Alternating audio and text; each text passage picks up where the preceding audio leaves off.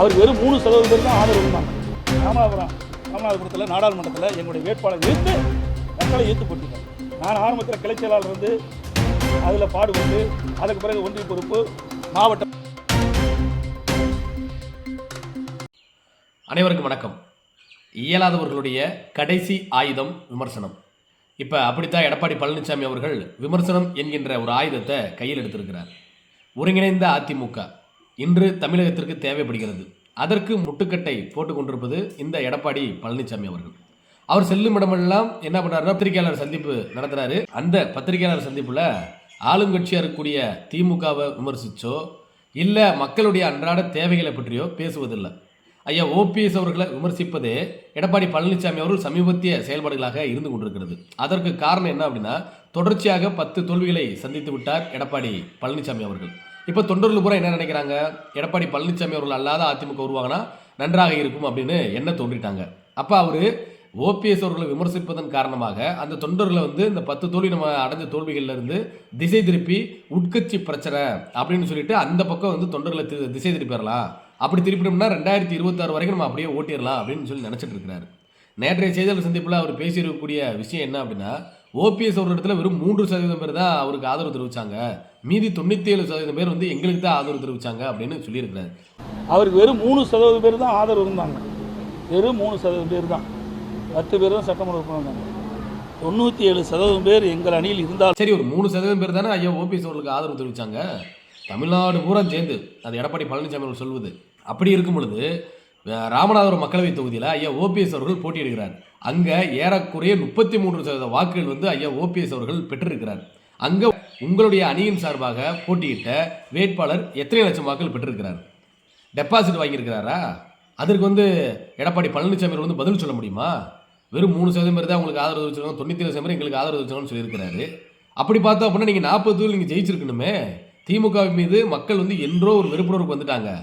அப்படி பார்த்தால் நீங்கள் 40 தொகுதியில் வெற்றி பெற்றல நீங்கள் காமிச்சிருக்கணும். ஒரு தொகுதியில் கூட ஜெயிக்கலையே.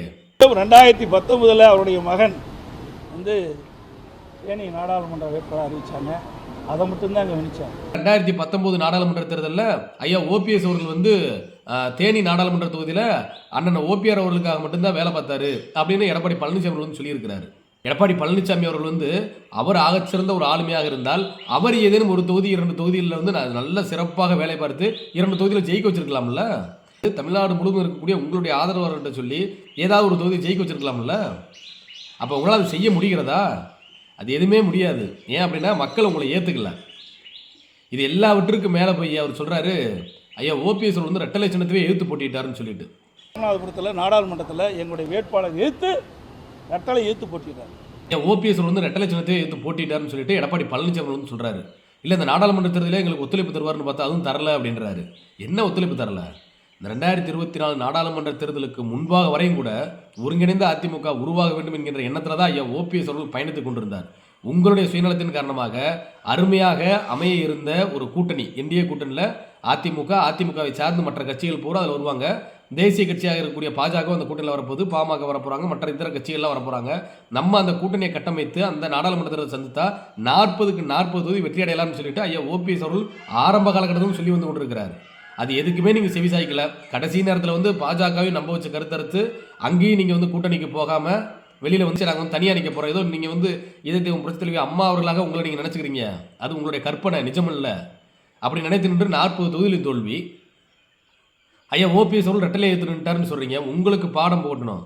கட்சி பிரிஞ்சிருக்கிறதுனால அதில் எந்த அளவுக்கு பலவீனம் அடைந்திருக்குது என்பதை உங்களுக்கு பாடம் எடுத்து காட்ட வேண்டும் என்பதற்காகத்தான் ஒரே ஒரு தொகுதியில் ஐயா ஓபிஎஸ் அவர்கள் நின்றார்.